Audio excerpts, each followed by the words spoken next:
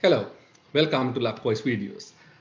Today on Luck Voice Videos, I decided to jump into a quite a controversial topic when it comes to Sri Lankan economy, which is the public transportation and the nationalization of the public transportation, particularly the bus transport.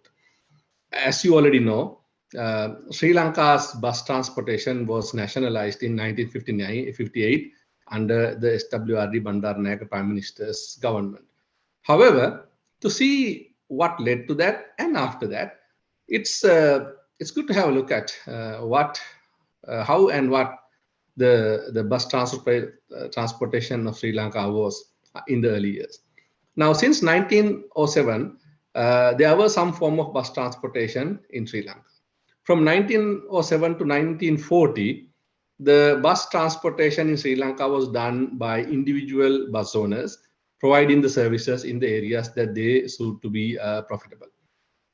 This led to various complaints, various inefficiencies, and some parts of the population being disenfranchised out of this service. So, because of all these complaints, the British Imperial government, who were controlling Sri Lanka at that time in 1940, made structural changes to regulate the bus service. And the way they did that was to, instead of having individual bus owners running their bus services, they created regionalized bus companies. They were limited liability companies owned by entrepreneurs in Sri Lanka who put their money and bought their buses and ran the buses as a business. So various regional parts of Sri Lanka and the urban parts of Sri Lanka had a number of bus companies running. And this model continued from 1940 until 1948, where Sri Lanka's bus transportation was run through a myriad of privately owned limited liability companies who run the bus services. Now, there were pros and cons to this model. On the pro side, all these bus companies were well maintained. They ran an efficient structure, and they were profitable. They provided employment. And also, they provided reasonably good services around the areas, the key areas as well. And most importantly, because these bus services were regulated, there was an answerable body for the people to complain if they had a problem. And the other thing is that because the companies were profitable and running well, the government earned some very valuable tax income from the operations of these bus companies. On the disadvantages, because the business was purely profit motive, there were complaints that these bus companies did not focus on providing services for some of the rural areas where the ridership was not high. And also there were complaints that the buses were too crowded on the city areas at peak hours because there wasn't enough sufficient number of buses supported by the bus companies. And also there was also complaints that at the nighttime bus services were not properly provided as well. So there were situations like that. And the other main problem was that when people were running long distance traveling, providing long distance travels, they had to get a couple of transits, like get off from one bus and get to another one. So that created an inconvenience, not a very customer-centric model for those people who were riding long distances. So because of these funds, there were a couple of surveys done in 1948 and 1956 by Ratnam and also Jayaratna Pereira. There were a number of recommendations coming out of these surveys. One of the recommendations was to consider nationalization. However, what the government did, instead of going all at nationalization, was that in 1951, the Sri Lankan government, which was an independent country by then, brought in some structural changes on how the bus transportation was done, primarily looking at improving the quality of service of the bus service in Sri Lanka. However, this took a tectonic shift in 1956 when SWRD Bandaranaike became the prime minister in 1956. He took a bold decision to nationalize the bus industry, meaning in 1958, the government took over all the assets all the buses of the private bus companies and created the Central Transportation Board and nationalized the bus transportation industry.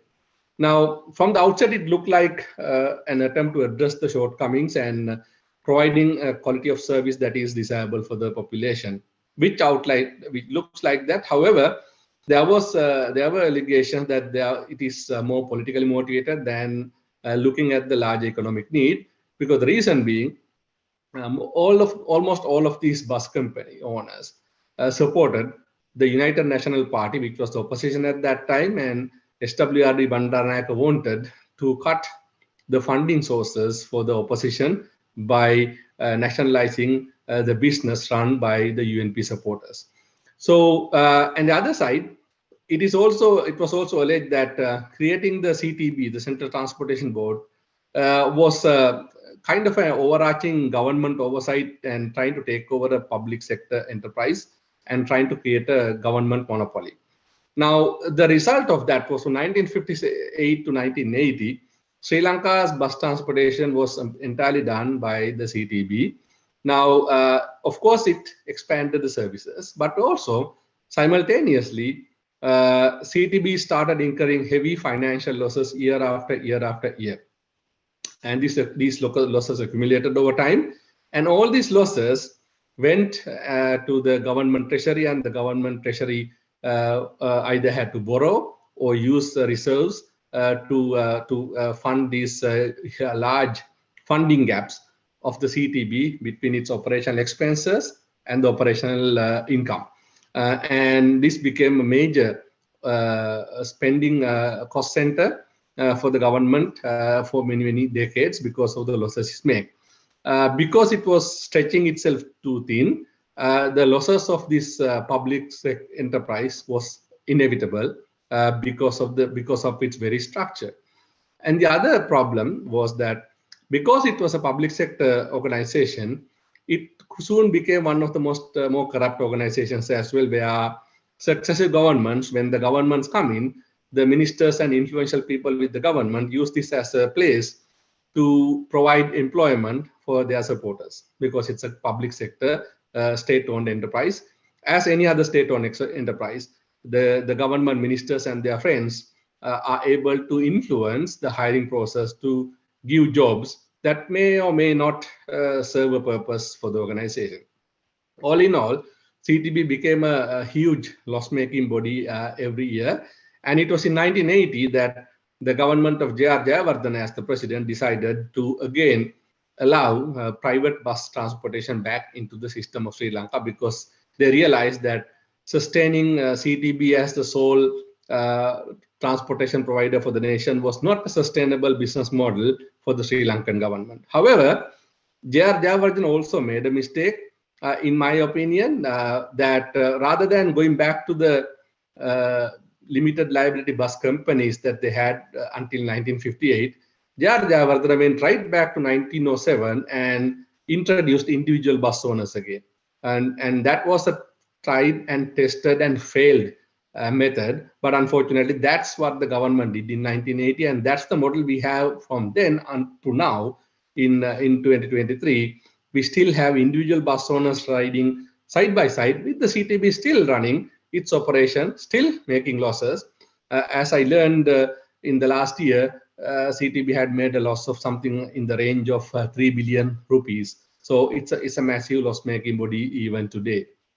So when you look at these facts, one can say that it's a major mistake, major policy error, policy blunder done by the Sri Lankan government to establish a CTB instead of finding a solution. Now, if you look at the problems that the private bus companies had in 1958, the proper solution would have been the government to put a strong monitoring mechanism, pass legislation, and make the companies accountable to provide mandated services, like provide some service level agreements for the bus companies, how many bus services should be there for the rural areas, how much bus service should be at the night time, what should be the maximum number of passengers in a bus, and do you need any special arrangements for students, etc.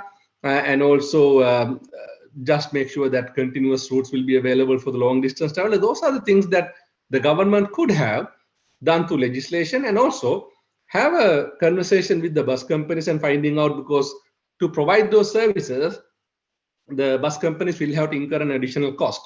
And it's only fair for the government for particularly chip in for targeted subsidiaries for those things that the bus companies have to go over and above their operating expenses to provide those extended services. Now, that would of course cost government some money, but I can guarantee if you do the math, that cost of targeted subsidization of rural services, increasing services on the cities, the peak hours, etc., will only be a fraction of the loss that the government was making by trying to maintain this inefficient central transportation board.